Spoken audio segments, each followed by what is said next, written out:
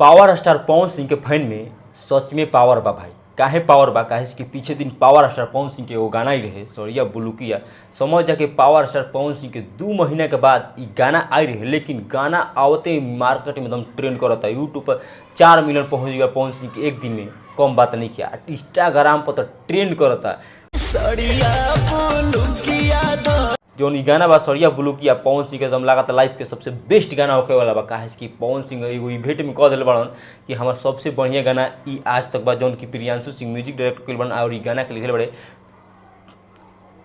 लिखल बड़े निकी निहाल। बहुत लाजवाब, बहुत पंच लाइन कर सुने में भाई एक पीस लागत सरिया बुलुकिया जौनिया मुस्किया कैसे तक गाना बाटे एक पीस लागत भाई गाना। तू लोग गाना नहीं कर सुन ले तो एक बार गाना जरूर सुनी हो, तारा सुने के चाही। काहे कि पावर स्टार पवन सिंह के धमाकेदार एंट्री भइल बा, का लुक बा, का स्टाइल बा, का वीडियो का क्वालिटी बा। जौन ई गाना में बाटी फिर डांसर क्वीन शालिनी भाई, क्वीन शालिनी के भोजपुरी इंडस्ट्री में एकदम खतरनाक जलावा, हर एक जगह क्वीन शालिनी के जलावा देखे के मिलता। पावर स्टार पवन सिंह के साथ अभी तुरंत इनकर एगो गाना आई जौन की सरिया बुलुकिया बाटे। एक बाद अरविंद का कलू, टुनटुन यादव, भोजपुरी के सारा सुपरस्टार साथे क्वीन शालिनी के गाना आवता आई एल्बम भी शूट हो गई बाटे।